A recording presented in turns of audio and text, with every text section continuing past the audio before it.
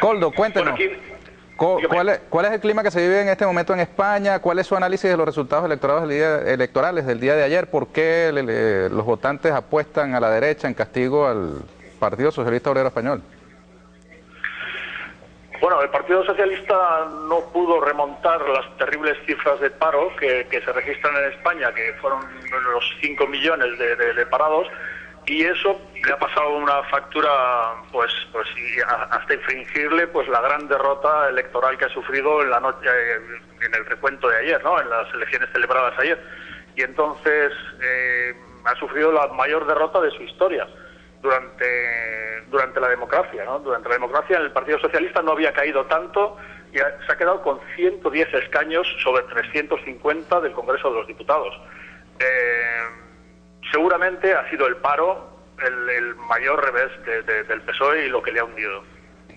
Para los venezolanos y venezolanas que le escuchan, el paro significa el desempleo, lo que nosotros acá llamamos el desempleo. ¿Cuáles son esas cifras de desempleo en este momento en España, Coldo?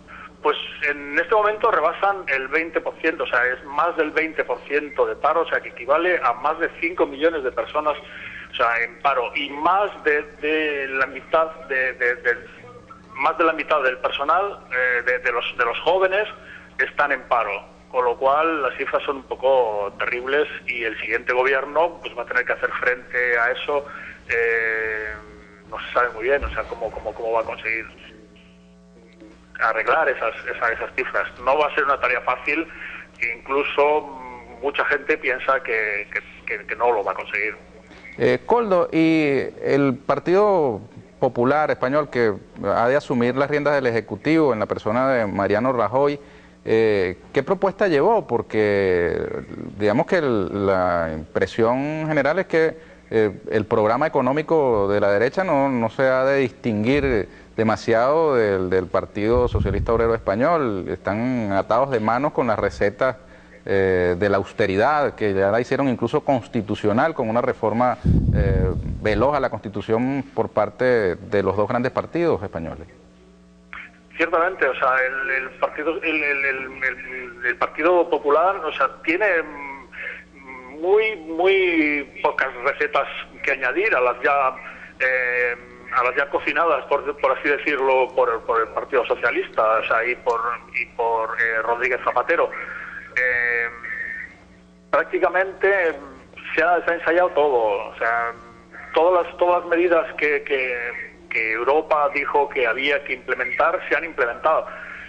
Queda muy poco, o sea, lo que se teme es que vaya a haber unos grandes recortes, sobre todo sociales, recortes en sanidad, recorte en educación, para intentar estabilizar un poco las cuentas. Pero si no hay crecimiento, si no hay crecimiento, el paro va a seguir aumentando, con lo cual la economía española está en la zona esa de peligro, de rescate por parte de la Unión Europea y del Fondo Monetario Internacional.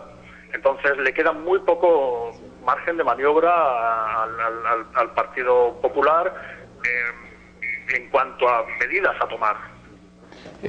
Voy a citar un artículo que aparece hoy en la página rebelión.org de José Daniel Fierro. Dice así: tras los ejemplos de Irlanda, Portugal y más reciente Grecia e Italia, el nuevo gobierno español se encuentra a expensas de lo que ordenen en Europa en materia económica, laboral, fiscal y social.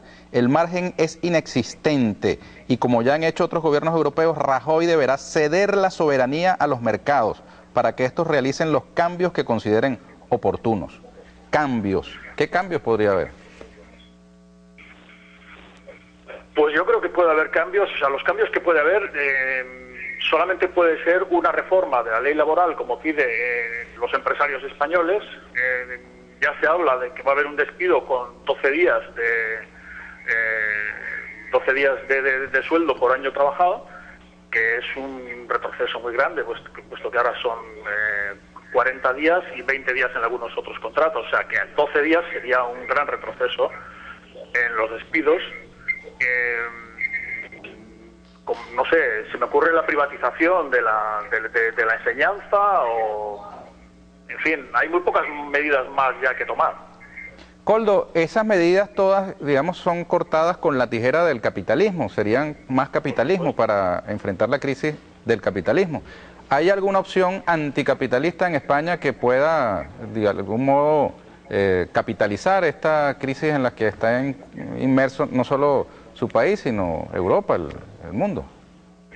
Pues Izquierda Unida, por ejemplo, que es el partido que está más a la izquierda del PSOE, ha rentabilizado el descontento de los votantes del PSOE y ha obtenido 11 escaños en el Congreso y tenía 2 solamente. Entonces pasa de 2 a 11, con lo cual quiere decir que hay un repunte de la izquierda y entonces parece ser que por ahí hay alguna esperanza de que algún movimiento, además de los indignados que no se han articulado en movimiento político, sino que son simplemente pues una expresión del malestar ciudadano,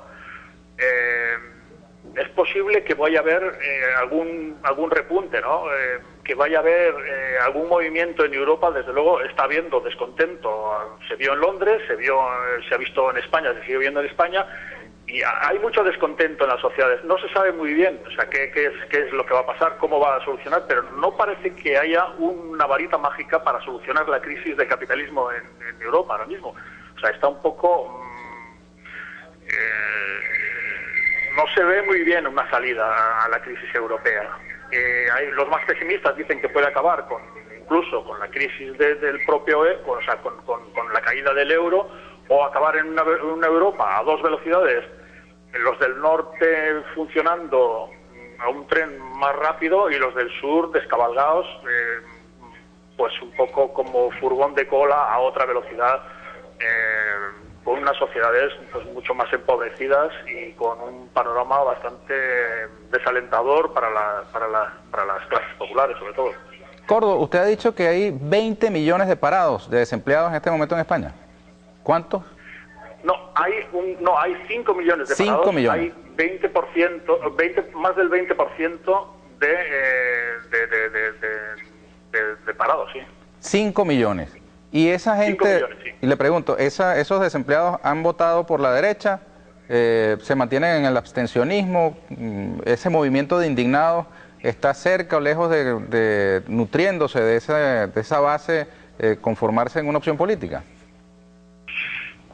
Vamos a ver, yo creo que los indignados, o sea, no son más que una especie de fermento que están empujando a partidos y a organizaciones, están empujando a un debate a la sociedad, están de alguna forma revitalizando el debate que no ha habido, y ahora se está notando, o sea, gracias al movimiento del 15M se está hablando de muchas cosas, muchos partidos están planteando muchas cosas que hasta ahora pues permanecían dormidas, ¿no? O sea, ha sido una especie de acicate, pero como movimiento no se han presentado a las elecciones y además ellos han dicho que no quieren presentarse a las elecciones.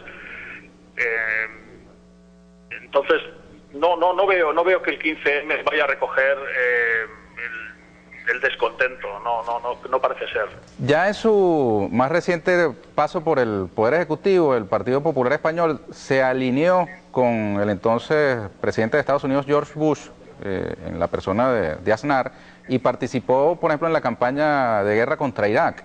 ¿Es previsible que Rajoy, al frente de la Moncloa, tenga una política también inclinada hacia las guerras mundiales, hacia acompañar las aventuras bélicas que, por ejemplo, se están ya haciendo notar en Siria, luego de la experiencia en Libia?